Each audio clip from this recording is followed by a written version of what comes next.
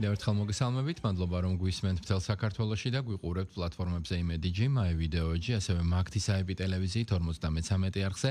რადიო იმედის Facebook გვერდზე, YouTube არხზე და ტელეკომპანია იმედის YouTube არხზე, რომელსაც მილიონზე მეტი გამომწერი ყავს. მასშტაბური ახალგაზრდული ფესტივალი სტუდფესტი 2025 გუშინ დასრულდა. სტუდფესტის ფარგლებში ღონისძიებები განხორციელდა ორ ეტაპად, 4 მიმართულებით: კულტურა, სპორტი, განათლება და მოხალისეობა. წელს ფესტივალს 15,000-ზე მეტი მონაწილე და 400-ზე მეტი გამარჯვებული სტუდენტი ყავს. ამ თემაზე ვსაუბრობ ჩვენ სტუმართან ერთად. ეკატერინე ცვარიანი, სტუდფესტი 2025-ის კოორდინატორია სტუდიაში. მოგესალმებით ეკატერინე, მადლობა გადაცემაში მონაწილეობისთვის.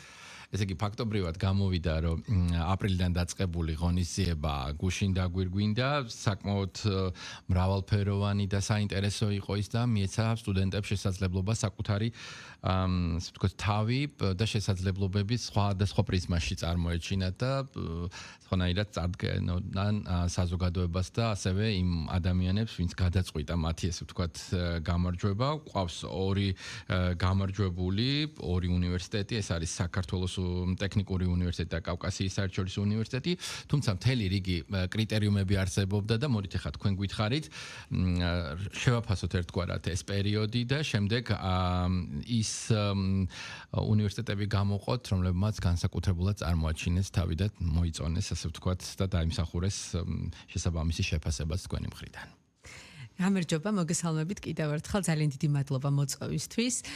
ძალიან სასიამოვნოა ჩვენთვის ახალგაზრდობის სააგენტოს სახელით ვისაუბროთ ამ ფესტივალის შესახებ, რადგან ეს ფესტივალი უკვე მეორე წელია მასშტაბურად ხორციელდება საქართველოს განათლების, მეცნიერების და ახალგაზრდობის სამინისტროს მიერ, ასევე ჩვენ ყავს პარტნიორი ორგანიზაციები, ეს არის სტუდენტური ორგანიზაციების ასოციაცია SOA, რომელიც ძალიან აქტიურად იყო ჩართული ფესტივალის განხორციელებაში და ქალაქ თბილისის მუნიციპალიტეტის მერია. ამ 4 უწყების, ასე ვთქვათ, მიერ განხორციელდა და მასშტაბური ფესტივალი დავიწყეთ გაზაფხულზე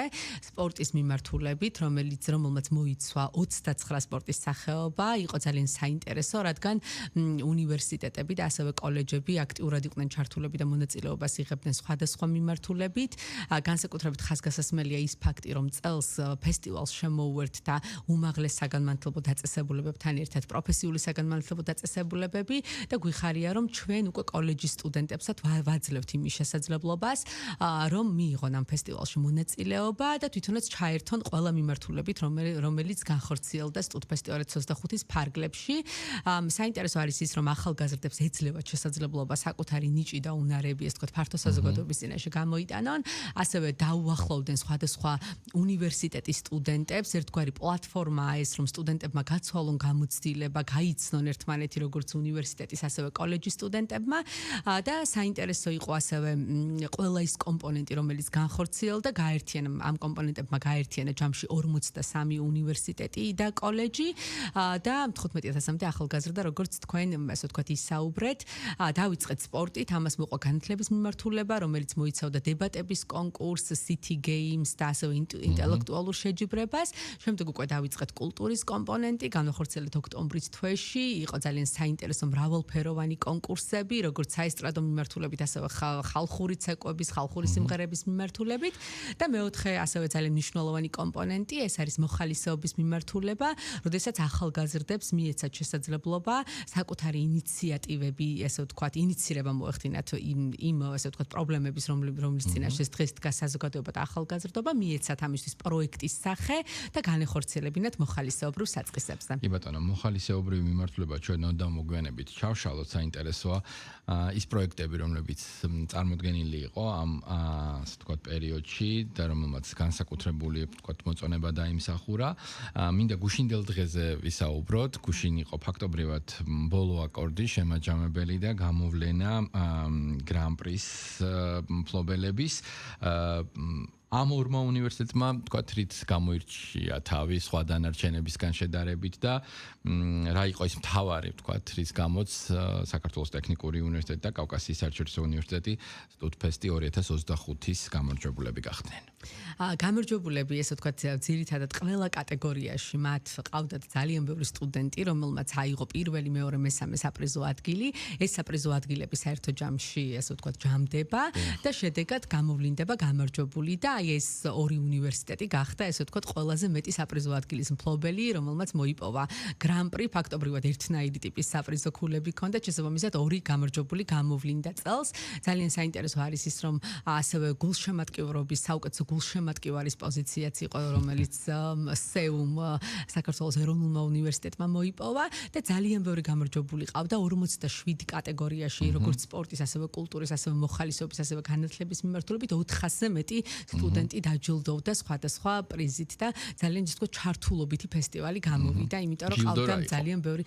იყო როგორც ფულადი ჯილდოები, ასევე იყო საჩუქრები, ასევე მოხალისეობის მიმართულებით არის ძალიან საინტერესო პრიზი პორტუგალიაში სასწავლო ვიზიტი, სადაც ახალგაზრდები ნამდვილად ძალიან დიდ გამოცდილებას, ესე ვთქვათ, შეიძენენ ევროპულ გამოცდილებას თუ როგორ მუშაობს იქ ახალგაზრდული სექტორი და ზოგადად მოხალისეობრივი მიმართულება. კარგით. მოდით ერთ-ერთ მნიშვნელოვან საკითხზე ვისაუბროთ. ვფიქრობ, რომ ამ ფესტივალის ფარგლებში თქვენ ძალიან კარგად დაინახავთ, როგორც თქვათ, ჩართული ადამიანი და თქვენ და თქვენი კოლეგები მიხვდებოდით კიდე სხვა ტიპის, ასე ვთქვათ, საკითხებს, რომლებიც როგორც წესი კარგად ჩასხოლმე ამ პერიოდში. გარდა იმისა, რომ ვთქვათ, უნივერსიტეტებს და სტუდენტებს მიეცათ შესაძლებლობა, რომ ერთგვარი კონკურსის პრინციპით ემოქმედათ და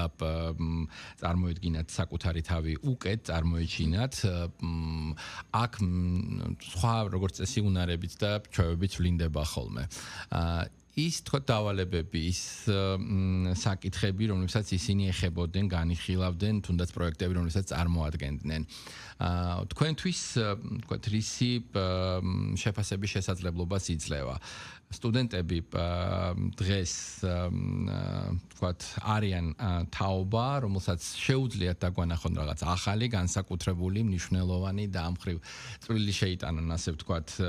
საზოგადოების განვითარებაში, მით უფრო არ დაგვაუწყოთ, რომ ნანოტექნოლოგიების ეპოქაში ვცხოვრობ და ფაქტობრივად AI-ის ახლა ყველაფერი შეუძლია და თან ამავდროულად, ვთქვათ, თავისი, ვთქვათ, мотиваცია ჰქონდეთ იმისთვის, რომ შეჯიბრობითობის პრინციპი არ დაირღვეს, რაც უმთავრესია ხოლმე როგორც წესი ასეთ დროს. რა უნარები და ჩვევები დაგვანახეს სტუდენტებმა, რომლებიც მონაწილეობდნენ ამ ფესტივალში წელს? ძალიან დიდი მადლობა ამ საინტერესო კითხვისთვის. ნამდვილად ფესტივალი ეს არ არის მხოლოდ გართობაზე ორიენტირებული ტიპის ღონისძიება, იმიტომ რომ ამ ღონისძიების ფარგლებში ჩვენ დავინახეთ რეალურად იმ სტუდენტების мотиваცია და ძალიან დიდი ენთუზიაზმი, რომ რაღაც განსაკუთრებული აკეთონ როგორც თავისი უნივერსიტეტისთვის, ასევე თავისთვის და ასევე საზოგადოებისთვის. ანუ ჩვენ ძალიან აქტიურად ვიმუშავეთ ფესტივალის გუნდმა, რადგან ეს კონკურსი ყოფილიყო მაქსიმალურად ინკლუზიური და მოგვეცვა ყველა უნივერსიტეტი გქონდა საინფორმაციო ტიპის შეხვედრები, როდესაც მივედით და ავუხსენით პირისპირ გქონდა შეხვედრები სტუდენტებთან, რომელთაც მივაწოდეთ ინფორმაცია თუ რა შედეგზე გადიოდა ეს ფესტივალი. მნიშვნელოვანი არის ის, რომ ისინი სწავლობენ პირველ რიგში ახდენენ საკუთარი ნიჭის რეალიზებას და ეს ძალიან კარგი პლატფორმაა ფესტივალი ამისთვის და ამასთანავე სწავლობენ გუნდურ მუშაობას, რაც არის ძალიან მნიშვნელოვანი, ასევე ლიდერობის უნარჩვევას ინვითარებენ. ძალიან მნიშვნელოვანია პროექტზე და განაცხადზე მუშაობა, იმიტომ რომ ნებისმიერი ტიპის აქტივობა ეს იქნება რაღაც აქტივობის განხორციელება, რაღაც ინიციატივის შექმნა თუ ასე შემდეგ, დაფუძნებულია იმაზე, თუ როგორ, ესე ვთქვათ, წარვადგენთ ჩვენ სწავლობენ პრეზენტაციის უნარჩვევას, ძალიან ბევრისთვის ეს იყო პირველი, როდესაც მათ განახორციელეს პროექტი და შემდგომ ანუ წარადგინეს ფართო საზოგადოების წინაშე, ჟიურის წინაშე, მაგალითად ძალიან ნერვიულობდნენ და ამაში ძალიან მიხარია, რომ სააგენტოს გუნდი იყო აქტიურად ჩართული, ჩვენ ყავდა მენტორები, რომლებიც ყველა ეტაპზე ეხმარებოდნენ ახალგაზრდებს, ასწავლიდნენ ამ პროექტის ინიცირებას, შემდგომ განხორციელებას, შემდგომ შედეგებს, ანუ გამოტანას ფართო საზოგადოების წინაშე და ძალიან გვიხარია, რომ ფესტივალმა მართლა ძალიან ისეთი აღმოგვაჩენინა ისეთი ახალგაზრდები, რომლებიც არიან ნამდვილად ეს ვთქვათ აქტიური მოქალაქეები, აქვთ იმის სურვილი, რომ რაღაც უკეთესობისკენ შეცვალონ, იმუშაონ გუნდურად და ჩვენ ვისმენდით, ასე ვთქვათ, უკუკავშირს ამ სტუდენტებისგან, რომ ეს იყო მათთვის პირველი გამოცდილება, ვერასდროს ვერ წარმოედგინათ, რომ რაღაც ინიციატივას ესე განახორციელებდნენ, აი ესე გუნდურად შეიკრებოდნენ, იმუშავებდნენ, შემდგომ ფართო საზოგადოებას წარუდგენდნენ და ნამდვილად ის პროექტები, რომლებიც გამოვიდა თუნდაც მოხალისეობის მიმართულებით, არ არის ეს ერთჯერადი მარტივი ინიციატივა, ეს პროექტები დაიწყო, არის ძალიან მდგრადი და სტუდენტებს, რა თქმა უნდა, ჩვენი მხარდაჭერით აქვთ იმის სურვილი, რომ მომავალშიც გააგრძელონ და აქტიურად ჩაერთონ. რაც შეეხება კულტურულ მიმართულებას აღმოაჩინეთ ძალიან ბევრი ნიჭიერი ახალგაზრდა, რომელსაც თქვათ არ ვიცნობდით და ჩვენთვის ძალიან საინტერესო იყო მათთან კომუნიკაცია და დარწმუნებული ვარ, რომ მრავალმხრივი ნიჭი აღმოჩნდა როგორც ჩანს, იმიტომ რომ საქართველოს ტექნიკურმა უნივერსიტეტმა რომ ვიკითხე ეთერში შემოსვლამდე რა თქვათ პოზიციაზე დაიმსახურა ყველაზე მეტი თქვათ ჯილდო და აღიარება, აღმოჩნდა რომ მათ ჰქონდათ შესაძლებლობა ვოკალური მონაცემების მრავალმხრივი გუნდური შესრულებებით, ასე ვთქვათ და ამ მიმართულებით სიმღერით, ესე იგი აღმოჩნდა, რომ ტექნიკური უნივერსიტეტი არის დაწინაურებული, ხო? კი ბატონო, ბენდების კონკურსზე ძალიან, ესე ვთქვათ, საინტერესო ნომერი გამოიტანეს და ბენდების მიმართულებითაც ტექნიკური უნივერსიტეტის გუნდი გახდა გამარჯვებული ბენდების კონკურსის, როგორც ვოკალური მიმართულებით, ასევე დუეტების, ასე რომ ჩვენთვისაც ძალიან დიდი სიურპრიზი იყო და ძალიან გვიხარია. პროექტებს ჩავშლით და ვთქვათ, თქვენ აღნიშნეთ, რომ ძალიან საინტერესო შესაძლებლობა ჰქონდათ სტუდენტებს. ეს არ იყო მხოლოდ ვთქვათ დავალებები, რომელსაც გასცემთ, ეს იყო მათი მიერ ინიცირებული თემები და საკითხები, რომლებიც აქტუალურია და სწორედ ამ პრიზმაში, ამ ჭრილში გთავაზობდნენ ისინი საკუთარ ხედვას. ამ მხრივ გამოირჩა რამდენიმე პროექტი, რომელზედაც ჩვენ ასევე ვისაუბრეთ ეთერში შემოსვლამდე, რით არის ვთქვათ ის განსაკუთრებული და როგორი იმუშავა პრაქტიკაში, იმიტომ რომ ერთია მარტო ფურცელზე დაწერილი ვთქვათ რაღაც იდეა გაგაცნო ეს და მეორეა ვთქვათ ის როგორ გაცოცხლდება და ვთქვათ რა შედეგს გვანახებს, ხო? კი ბატონო, თავიდან როდესაც ვიღებდით ამ განაცხადებს, ციკლს მოვყვები, როგორ მუშაობს ეს მიმართულება, გქონდა საინფორმაციო შეხვედრები, შევხვდით ახალგაზრდებს და უთხარით, რომ თქვენ გაქვთ იმის შესაძლებლობა, რომ იფიქროთ იდეაზე, იმ გამოწვევის წინაშე, მაგალითად იტრიალოთ რა გამოწვევის წინაშე დღეს დგას ახალგაზრდობა, საზოგადოება და როგორ ფიქრობთ. ანუ არ უნდა იყოს პროექტები ძალიან ესე ვთქვათ, მასშტაბური, იმიტომ რომ ეს ხორციელდება ყველაფერი უსასყიდლოდ მოხალისეობრივ საწყისებზე, აბსოლუტურად ეს არის დაფუძნებული მთლიანად ენთუზიაზმზე სტუდენტების. იფიქრეთ იდეებზე, ვცდილობდით, რომ ყველა იდეა ყოფილიყო მრავალფეროვანი, ჩვენი მენტორების გუნდი იყო ჩართული ამ პროცესში. თავიდან მოხდა ისე, რომ შემოიტანა 20-მა უნივერსიტეტმა განაცხადები საკონკურსოდ, აქედან შეირჩა 17 საუკეთესო და აქაც შევეცადეთ, რომ ბალანსი ყოფილიყო დაცული, მაგალითად თუ იყო ვთქვათ ქველმოქმედების მიმართულება, თუ იყო გარემო და ეკოლოგია, ანუ ამ მიმართულებით ბალანსი ყოფილიყო, რომ ყველა უნივერსიტეტს მაგალითად ქველმოქმედების მიმართულებით არ გაეკეთებინა ესა თუ ის ინიციატივა. შესაბამისად შემოვიდა ეს განაცხადები და ზოგ განაცხადს რო ვკითხულობდით, ვფიქრობდით, რომ აი როგორ უნდა შეძლონ მათ ამის გაკეთება. ან რაღაცა რამარტივი რაღაც უწერიათ. აი ეს ორივე იყო ჩვენთვის გამოწვევა, თუმცა იყო ისეთი უნივერსიტეტი, რომელმაც მაგალითად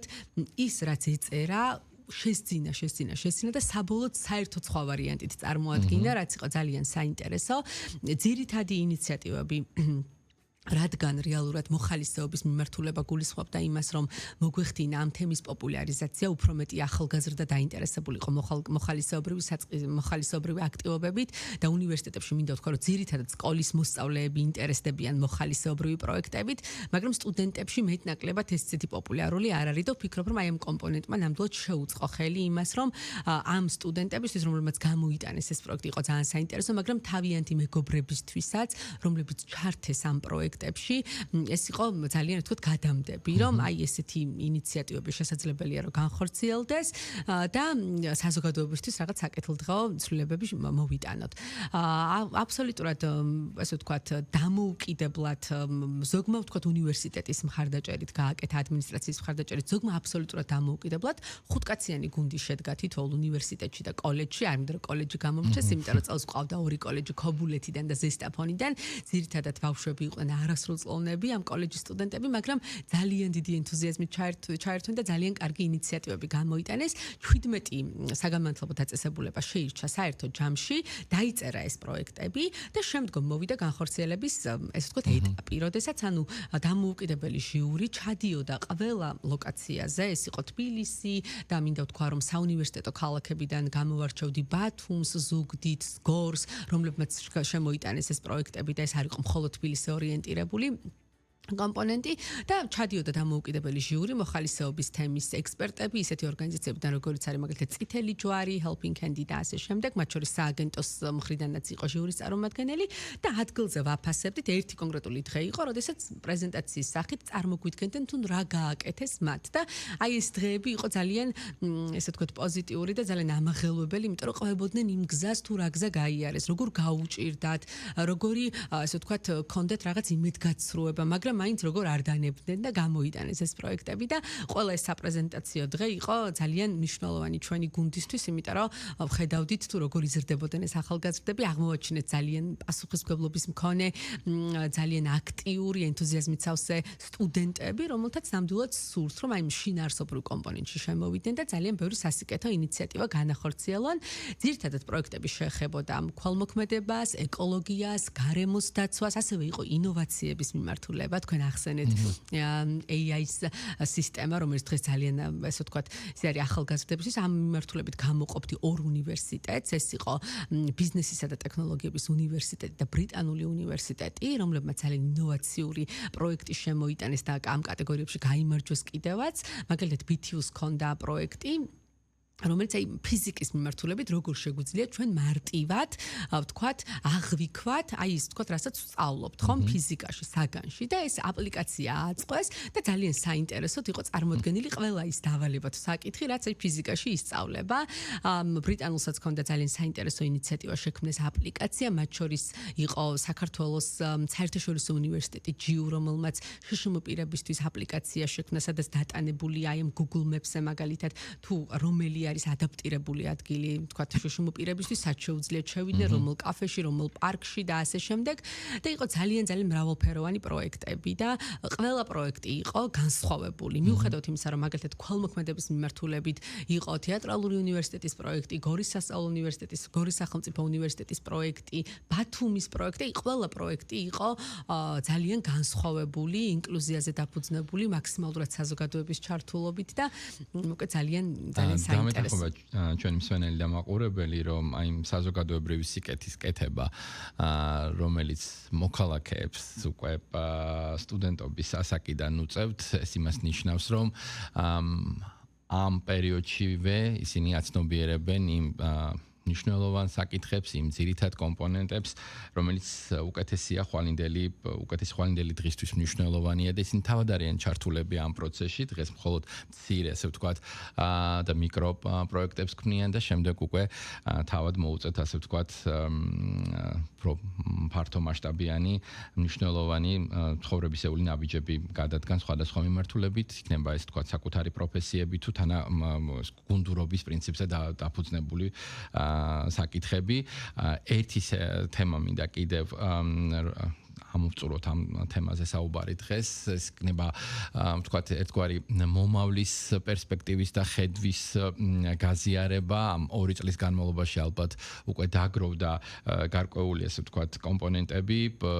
გარკვეული საკითხები, რომლებმაც კარგად იმუშავა და ასევე გააჩინა ახალი იდეები, ხო? სააგენტო განათლების სამინისტროსთან ერთად უკვე მეორე წელი ახორციელებს, მესამე წელსაც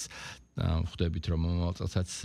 დაიგეგმება ეს. რით იყო განსხვავებული თქვათ წლევანდელი შარშანდელთან შედარებით და აი რას ფიქრობთ რომ მომავალ წელს კიდევ უფრო ესეთი იყოს განსაკუთრებული, გამორჩეული, ახალი, რაც მოხიბლავს სტუდენტებს და უნივერსიტეტებს. ნამდვილად თუ შევაფასებთ გასულ წელს და წლევანდელ წელს, ნამდვილად ხარისხი თვითონ ფესტივალის ორგანიზების იყო საკმაოდ გაზრდილი. ძალიან გვიხარია რომ ამ 2 წლის მანძილზე დავადგინეთ, ესე ვთქვათ, რომ ახალგაზრდებისთვის ესეთი ტიპის აქტივობები არის ძალიან მნიშვნელოვანი. ეს არ არის მხოლოდ გართობაზე ორიენტირებული, კიდევ ერთხელ მინდა ვთქვა, ეს არის ნამდვილად პლატფორმა, სადაც სტუდენტებს შეუძლიათ რომ აკადემიური სივრცის გარეთ, ანუ თავისი სასწავლო პროცესის გარეთ ჩაერთონ სხვადასხვა აქტივობაში და უფრო მეტად მოახდინონ საკუთარი თავის რეალიზება, იმიტომ რომ ნახონ ერთმანეთი, მოусმინონ ერთმანეთს, გაიცნონ ერთმანეთი და ის მნიშვნელოვანი კომპონენტები, რომელსაც თქვენ აღნიშნავთ მთელი გადაცემა, გაიაზრონ ამ ასაკში. ეს ძალიან კარგი რამ არის. თვითონ ახალგაზრდობის სააგენტო რას აკეთებს? ხო, ეს არის ახალგაზრდული საქმიანობის გაძლიერება არაფორმალური განათლების გზით, რაც ნიშნავს იმას, რომ ჩვენ აკადემიური სივრცის გარეთ სტუდენტებს ვეუბნებით, რომ შენ შეიძლება ძალიან კარგი ხარ, დღეს გაქვს თქვა რაღაც კარგი აკადემიური მოსწრება, იმ საგნებს, რასაც გადიხარ, ხარ ძალიან კარგი ამ ყოველში, მაგრამ შენ გჭირდება სხვა ტიპის უნარჩვევები, რომელიც დაგეხმარება როგორც პიროვნულ განვითარებაში, ასევე დასაქმების მიმართულებით და ასევე იმაში, რომ იყო თქვა აქტიური მოქალაქე და მოახდინო სოციალიზაცია საზოგადოებაში, როგორც ეს თქვა აქტიურმა მოქალაქემ და აი ამას ვაკეთებთ, ჩვენ ამას ვეხმარებით და აუცილებლად მომავალ წელსაც სტუდენტებს პირდებით, რომ სტუდენტური ფესტივალები განხორციელდება, როგორც თბილისში, ასევე საქართველოს ყველა მუნიციპალიტეტში გვაქვს ძალიან ბევრი პროგრამა, რითაც შეუწყობთ ხელს, რომ რეგიონში მცხოვრები ახალგაზრდების, ასე ვთქვათ, განვითარებას, მათ ჩართულობას, მათ მონაწილეობას სხვადასხვა პროცესებში და ვფიქრობ, რომ ფესტივალიც აუცილებლად უფრო მეტად მასშტაბური იქნება. მინდა ვთქვა, რომ თუ ვთქვათ, პროექტების ხარისხზე ვისაუბრებთ, აი მოხალისეობრივი პროექტები როგორი იყო გასულ წელს და როგორი იყო წელს უფრო მეტად გაზრდილია და გაზრდილია ხარისხი ინიციატივების მიმართულებითაც და თუ ვთქვათ, ძალიან გვიხარია ის, რომ უნივერსიტეტები რომლებმაც ვერ გაიმარჯვეს გასულ წელს, ხო, წელს მაინც შემოიტანეს განცხადები და წელს უკვე გახდნენ გამარჯვებულები და ეს ჩვენთვისაც ძალიან დიდი ნამდვილად, ანუ ბრძოლას ყოველთვის აქვს. კი, ნამდვილად. ხო, ეხლა დამწყდა გული, რომ სტუდენტი არა ვარ, სიმართლე გითხრათ და მეც და ალბათ ბევრი ადამიანიც საკმაოდ საინტერესო, ასე ვთქვათ, შესაძლებლობებს ხედავს ამ პროექტში და მადლობა რომ ახორციელებთ მას, აძლევთ შესაძლებლობას სტუდენტებს საკუთარი თავი და ნიჭი დაგვანახონ კონკრეტული ვთქვათ სივრცის გარეთ და ის უნარები, რომლებიც მე მათ ცხოვრებაში გამოადგებათ და შეიძლება სწორედ ახლა არის აღმოჩენის პერიოდი.